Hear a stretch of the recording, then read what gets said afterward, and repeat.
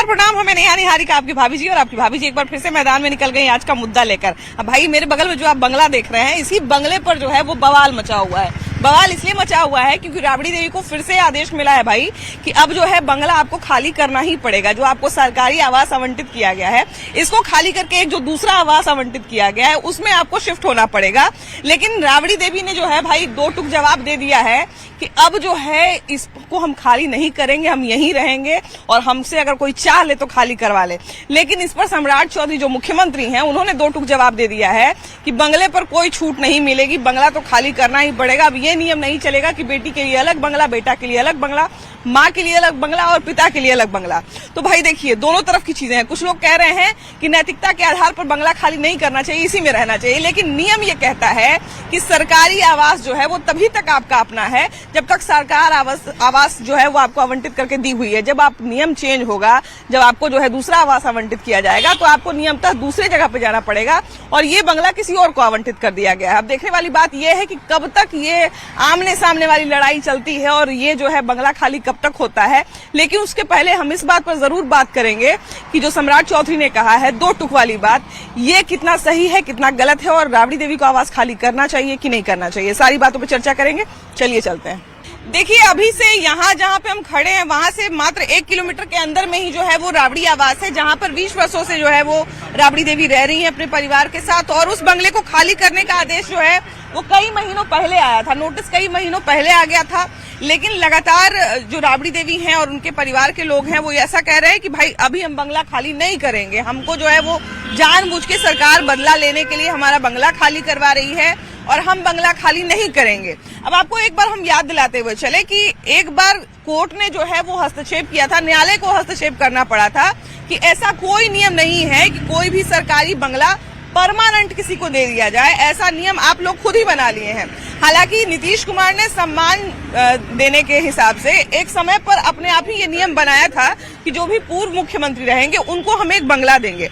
हालांकि राबड़ी देवी को एक दूसरा बंगला आवंटित किया जा रहा है, लेकिन राबड़ी देवी लगातार मना कर रही है। उनका कहना है कि जिस 20 वर्षों से हम जिस घर में रहे हैं और जिस घर से हमारी यादें जुड़ी हैं, हमारा परिवार यहीं पे पला बढ़ा है, हमारा जो परिवार बढ़ा है, शादी ब्याह सब हमारा यहीं हुआ है, तो हम इस बंगले को खाली नहीं करेंगे। एक तरह से देखा जाए तो जिस घर में आदमी रहता है उस घर से बहुत सारी भावनाएं जुड़ जाती हैं। लेकिन अब सरकारी बंगला तो सरकारी बंगला होता है, सरकारी गाड़ी होती है। कहा जाता है कि सरकारी चीज का ज्यादा मोह नहीं करना चाहिए। तो राबड़ी देवी को आदेश मिला है या नोटिस कहा जाए कि मिला है कि भाई उनको बंगला खाली करना है। राबड़ी देवी का आरोप है कि जानबूझ के सरकार उनसे बदला ले रही है। जब हम सत्ता में नहीं है तो हमसे बदला लिया जा रहा है। क्या कहते हैं, बंगला खाली करना या नहीं करना क्या अधिकार क्षेत्र में है राबड़ी देवी के, या उनको दूसरा बंगला ले लेना चाहिए? देखिए, अगर इस संदर्भ में अगर आप बोलना चाह रहे हैं तो पार्टिकुलर हम लोगों को बोलना अनुचित प्रतीत पड़ता है। लेकिन नियम का पालन सबको करना चाहिए, चाहे क्या का सत्ता हो या क्या कहते विपक्ष हो या गवर्नमेंट एम्प्लॉई हो, जो लोग भी हैं। अगर मान लीजिए नियमानुसार अगर समय आपका पूरा हो जाता है तो बड़े से बड़े लोग हों या छोटे से छोटे लोग हों, आप जो एक्ट के अनुसार से जो भी निर्धारित है उसके अनुसार से ही सबको चलना चाहिए। अगर वो नहीं चलते हैं तो यह अनुचित है, चाहे क्या कहते सत्ता पक्ष हो या क्या कहते विपक्ष हो। हमने तो पेपर में देखा है, सरकारी एम्प्लॉय हो चाहे कोई भी एम्प्लॉई हो, हमने तो पेपर में देखते हैं कि बड़े बड़े लोग बहुत दिनों से रह रहे हैं। अब क्या है नहीं है, ये सत्ता का चरित्र है कि क्या है, ये तो हम नहीं जानते हैं। बात बताइए, 5 साल मान लीजिए कि 5 साल का एक कार्यकाल किसी भी नेता मंत्री का या किसी का कहा जाए कि होता है भाई, जो भी चुन के आते हैं उनका 5 साल का कार्यकाल होता है। 5 साल में अगर बंगला उनको मिला है तो उनको खाली करने का आदेश दिया गया। कई बार हम देखते हैं कि जो एम्प्लॉय होते हैं 20-20 साल 25-25 साल जो है वो एक ही घर में रहते हैं। तो जब उनको नौकरी से जब वो रिटायर होते हैं और जब उनको खाली करने का आदेश मिलता है तो कितना दिन का समय दिया जाता है? उसमें ऐसे पेपर के अनुसार पर जो बार बार हम लोग देखते हैं, ऐसे तो हम उतना क्या कहते ज्ञानी नहीं है उस संदर्भ में। कुछ मामले में हम ज्ञानी हो सकते हैं लेकिन हर मामले में तो हम ज्ञानी नहीं हो सकते हैं।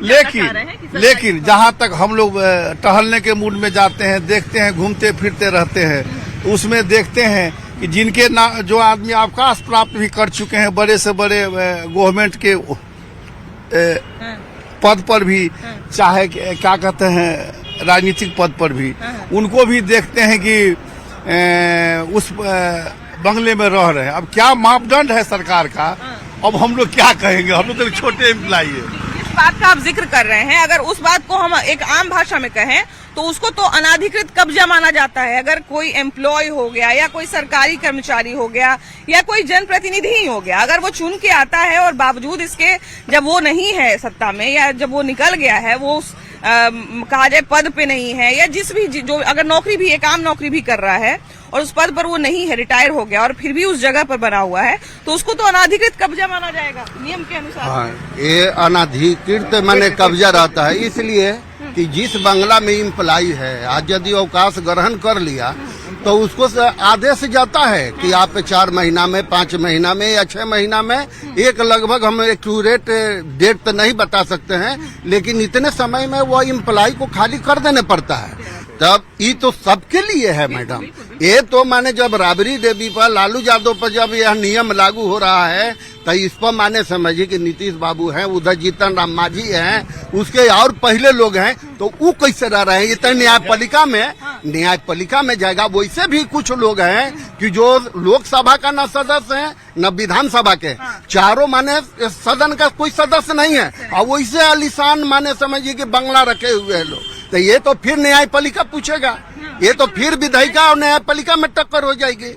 तो ये माने समझिए कि न्यायपालिका को फिर देखने पड़ेगा कि आप एक को टारगेट क्यों कर रहे हैं। किसी व्यक्ति एक को टारगेट करना, वो विपक्ष के नेता है और उसको माने करना उचित प्रतीत नहीं होता है। और इसको समझना चाहिए सत्ता पक्ष को कि 20 बरस से भी चलाए हैं, नीतीश बाबू चलाए हैं, लेकिन ऐसा तो नहीं कहे। पहला आदेश आया था, पहला नोटिस आया था, वो नीतीश कुमार के मुख्यमंत्री रहते हुए ही आया था। अभी तो दोबारा उनको जोर दिया जा रहा है कि भाई नोटिस दिए हुए बहुत समय हो गया तो अब खाली कर दीजिए, लेकिन पहला नोटिस नीतीश कुमार के रहते हुए ही आया था। तो वो नोटिस को फिर माने नजरअंदाज क्यों कर गया या उसको निरस्त किया गया होगा। किया गया था कि इतना समय आपको 6 महीना या 90 दिन का शायद समय दिया गया था। इसमें और लोग हैं, सिर्फ विपक्ष का ही है। अगर कोई नियम है तो सबके लिए ये नियम सबके लिए होना चाहिए, ताकि माने पारदर्शिता के साथ में आपका मीडिया है या सोशल मीडिया तो कुछ रखते हैं। अब भैया ने एक बात कही, उसी बात को हम आगे बढ़ाते हैं। भैया ने कहा कि जो विपक्ष होता है वो जनता की बात को आगे बढ़ाता है, आगे रखता है और कहीं न कहीं सरकार के सामने एक सवाल रखता है। बिल्कुल सही बात है, विपक्ष का ये सबसे बड़ा महत्व है। लेकिन फिर विपक्ष हो चाहे सत्ता पक्ष हो, उनका काम एक उदाहरण प्रस्तुत करना भी तो है। अब जैसे मान लिया जाए कि मेरे पास कोई चीज है जो मेरी योग्यता के हिसाब से मुझे दी गई है। मान लीजिए कि ये माइक मैं इस्तेमाल करी हूँ क्योंकि मेरे चैनल को लगता है कि माइक को मैं बढ़िया इस्तेमाल कर सकती हूँ। मैंने इस माइक पर लगातार गलतियां की, मेरा चैनल कहेगा कि तुम अब माइक रख दो, तुमसे जो योग्य व्यक्ति होगा उसको ये माइक दिया जाएगा। मैं इस माइक को छोड़ू ही ना, मैं बोलूँ गलत करे चाहे सही करेंगे तो हम ही। तो क्या ये मेरे अधिकार क्षेत्र में है? नहीं, बिल्कुल आप सही कहिए, आपका इशारा भी हम समझ रहे हैं, आपका सही है। जो नैतिक और जो नैतिक मापदंड है उसको अपनाना चाहिए, निश्चित अपनाना चाहिए। विपक्ष का जो सही जो रोल है अदा है, तभी हो सका अपना जो पूरी, अगर खुद नैतिकता नहीं दिखा रहे हैं, पक्ष में हो या विपक्ष में हो, दोनों को नैतिकता दिखाने चाहिए, तभी आम आदमी फॉलो करेगा। न तो सीधे कह देता अरे वो फलना नहीं कर रहा है, नहीं तो हम क्यों करें। तो रही भावना और ये सब जोड़ने की वाली बात आप जो बताई शुरू में कि भावना कह रही है, भावना जोड़े, तो भावना उतना कोई सरकारी आवास और सरकारी कर्मचारी और सरकारी गाड़ी से कोई भावना जोड़ने की कोई बात नहीं है, कुछ भी बात नहीं है, नहीं होनी नहीं चाहिए। कोई भी रहे, किसी को कोई चाहे प्राइम मिनिस्टर रहे चाहे कोई भी रहे। अरे हमको तो एग्जाम्पल देना चाहिए, एक भी बड़े नेता हुआ है, कलाम उलाम साहब से सीखना चाहिए, क्या थे, कैसे आए, कैसे चले गए। उनका भी कहना जायज है कि जब नियम हो तो सभी के लिए हो, नहीं कि पर्टिकुलर हमारे लिए। कहीं इम्प्लाई की बात, इम्प्लाई वाला भी अब सही है, इम्प्लाई में ढेर है, लोग कहता है, सही बात है। कल ही परसों बहस हो रही थी कि एक ही आईएएस रेवेन्यू सेक्रेटरी बन गया, फॉरेस्ट सेक्रेटरी बन गया, फाइनेंस सेक्रेटरी बन गया, लेकिन आवास उसका वही रहता है, चेंज नहीं होता है। खैर उसका चेंज नहीं होता है, उसमें खैर गवर्नमेंट वाले में तो उसमें तो पकड़ सकते हैं कि उसका रहता है एक नियम है कि आप रिटायर हो गए, आपका ट्रांसफर हो गया, नहीं आप छोड़ रहे हैं, ट्रांसफर का भी नियम है कि अगर कहीं गए डिफिकल्ट में तो आप रिटेन कर सकते हैं अंटिल आपका हाउस रेंट कटता रहेगा। रिटायर हो गए, आपको टाइम दिया जाता है उसमें 2 महीना 3 महीना का, समझे ना, उसको हटाने के लिए। जब आप रिटायर हो गए, आप सर्विस से हट गए, उसके बाद अगर आप नहीं छोड़ते हैं तो पेनाल्टी रेंट कटता है, जो मार्केट का रेट है ना उसको वो नियम है कि पेनल रेंट उसको कटता है। अच्छा, जिस जगह पे राबड़ी आवास है, क्या लगता है कितना रेंट उसका आएगा अगर हम लोग उसका तो जो बिल्डिंग डिपार्टमेंट है वो सब डिसाइड करते हैं। और प्लस ये तो मैं इम्प्लाई के लिए बोला, गवर्नमेंट जो खुद जो कानून बनाता है, खुद जो दुनिया को चलाता है, अब उनके लिए क्या अपने लिए नियम बनाए हैं इसके बारे में मैंने यहाँ का स्टेट और बिल्डिंग डिपार्टमेंट ही बताएगा क्या नियम है नहीं। उनको एक दूसरा आवास आवंटित किया गया है, लेकिन उनका कहना है कि नहीं, हम इसमें रह रहे हैं तो हम इसी में रहेंगे। अब इसमें उनका एग्जाम्पल दे रहे हैं नीतीश कुमार के और भी लोगों को, तो एग्जाम्पल भी उनका उदाहरण जो दे रहे हैं सही है। वो तो कह रहा है कि सब नियम कानून सबके लिए बनाओ, जीते चाहे हारे। अक्सर ये बात हम लोग सुनते हैं इलेक्शन के बाद, भले ही कितना भी खराब जो है वो हार हो, चाहे कितनी भी बड़ी जीत हो, लोग कहते हैं ये जनता का निर्णय है, जनता का निर्णय हमें स्वीकार है। जनता ने आपको एक मैंडेट दिया, जनता ने आपको जो है वो चुना, तभी आपको इतना सब तामझाम मिला है। अभी सम्राट चौधरी भी अगर 20 गाड़ी से चलेंगे तो वो इसीलिए चलेंगे क्योंकि हमने उनको चुना, या नीतीश कुमार भी इसलिए चलेंगे उतने गाड़ी से या उतने तामझाम के साथ क्योंकि हमने उनको चुना। तो जब हम उनको नहीं चुनते हैं, हम उनको नकार देते हैं, तो क्या उनके पास वो सारा अधिकार रखने का अधिकार है? अब जैसे मैं रेलवे एम्प्लॉय था, रिटायर किए, तो नियम ये बिहार की बात, स्टेट की बात नहीं है, पूरे भारतवर्ष का कानून है।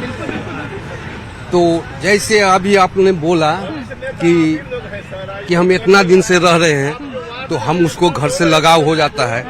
तो मान ले कि हम किसी मकान मालिक के यहाँ रेंटर में रहे 20 साल, तो उस घर से हमका लगाव हो जाएगा ना?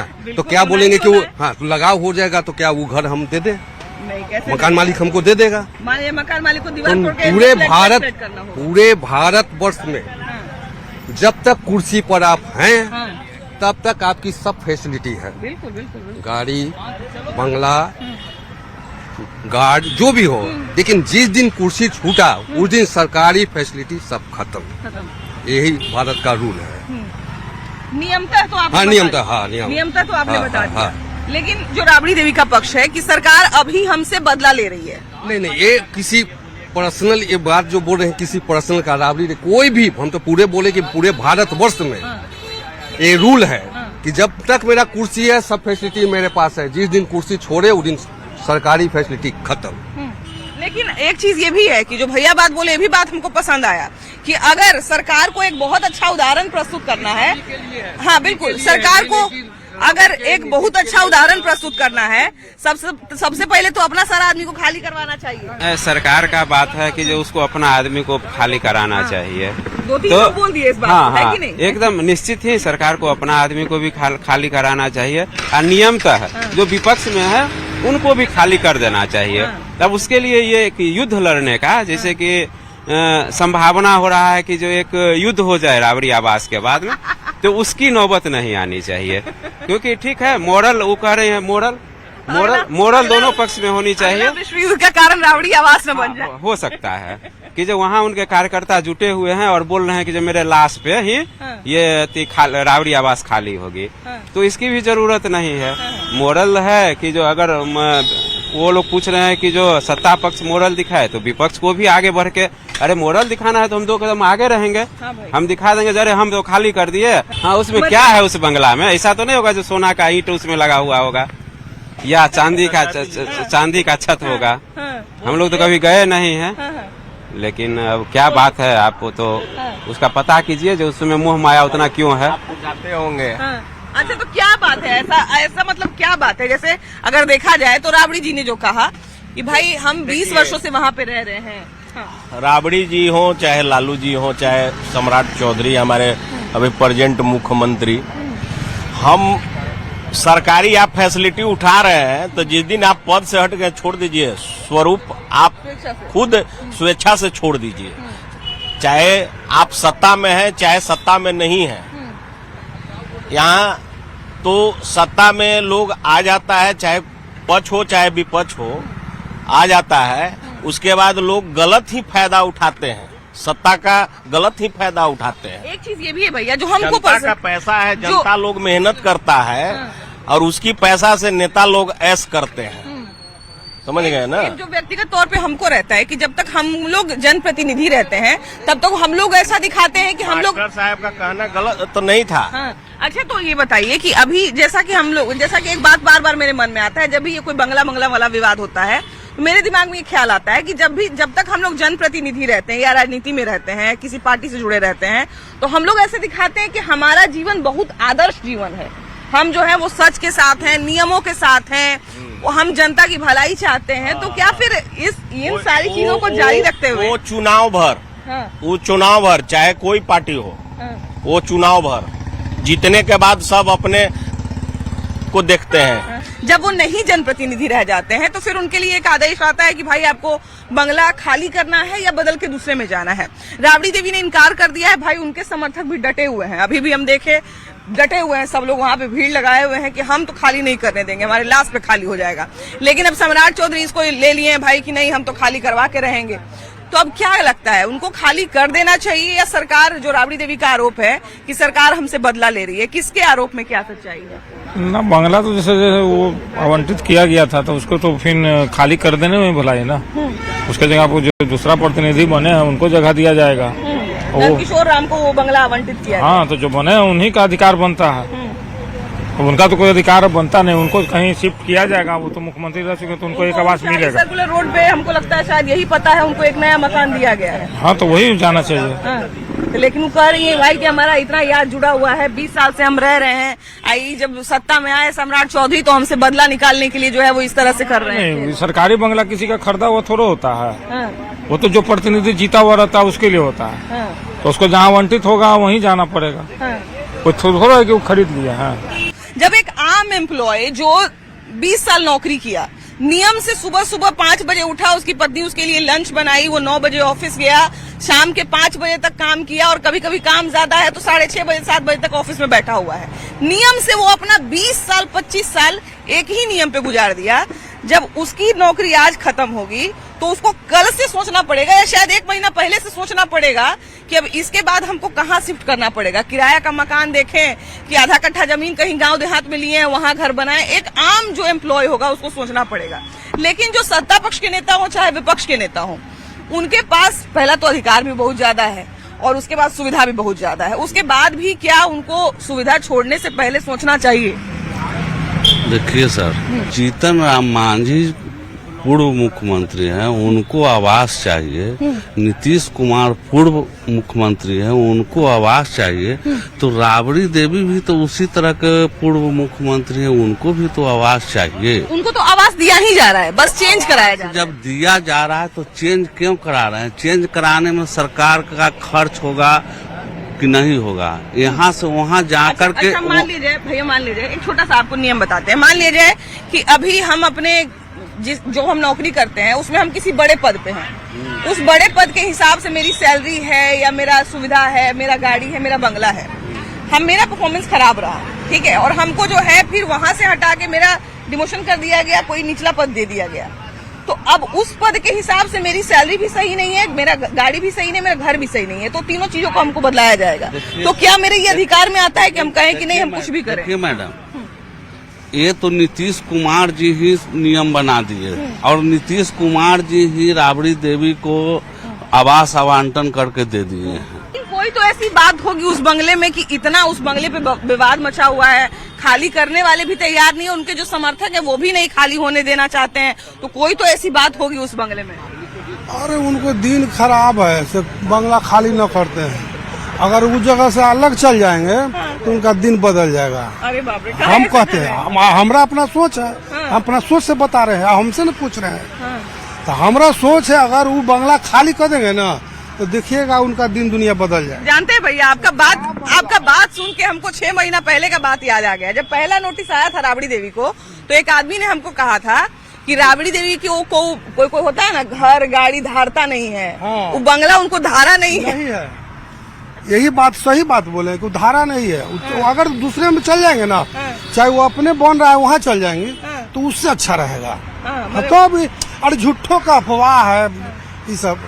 तो कमी है, और तो कहूँ रहेंगे तो खाने पीने रहने का कमी थोड़े है। हम तो सजेशन देंगे कि जितना जल्दी खाली कर दे। मैंने कोई बढ़िया जगह जाए, हाँ बस तो पूजा पाठ करवा जगह बढ़िया शिफ्ट हो जाए। हाँ भाई अगर देखा जाए, वैसे तो ये अंधविश्वास हो जाएगा, लेकिन अगर देखा जाए तो भैया ने जो बात कहा सही बात है कि उस जब से बंगले में आए तब से सत्ता में वापस भी नहीं आए। मुख्यमंत्री उप मुख्यमंत्री रहे हैं उनके बेटे, लेकिन सत्ता में जो प्रॉपर वापस आया जाता है वापस नहीं आए। उसके बाद एक बेटे की शादी भी उसी में टूटी, है कि नहीं? एक बेटा अलग होके उसी में से गए।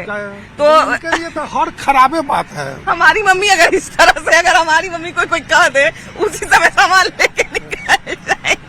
तो खैर देखिए, हम तो अंधविश्वास में नहीं पड़ेंगे, हम नियमों की बात करेंगे। तो नियम और नैतिकता जो है वो अब आमने सामने है। कुछ लोग नैतिकता का साथ दे रहे हैं कि भाई लालू प्रसाद यादव जो है अब एक अपने वृद्धावस्था में पहुंच चुके हैं, राबड़ी देवी जो है वो बूढ़ी हो चुकी हैं। ऐसे समय में उनको सरकार को जो है नैतिकता के आधार पर जो बंगला उनको आवंटित करके दे रहे हैं वो बंगला आवंटित करके ना दे के वही मंत्री को दे दे। लेकिन अब नियम जो है, जो कुछ लोग नियम जानते हैं, कुछ लोग नियम का साथ देते हैं, वो कहते हैं कि भाई जनप्रतिनिधि हैं, उनको ऐसा काम करना ही नहीं चाहिए, उनको जो है वो सरकारी आवास का या सरकारी सुविधाओं का इतना मोह रखना ही नहीं चाहिए। तो दोनों बातें आमने सामने हैं। आपको क्या लगता है? हमने दोनों तरह की राय भी सुना दी आपको क्या लगता है, क्या सही है क्या गलत है, आप जरूर बताइएगा। कैमरा पर्सन अजय दुबे के साथ आपकी भाभी जी। Bye bye.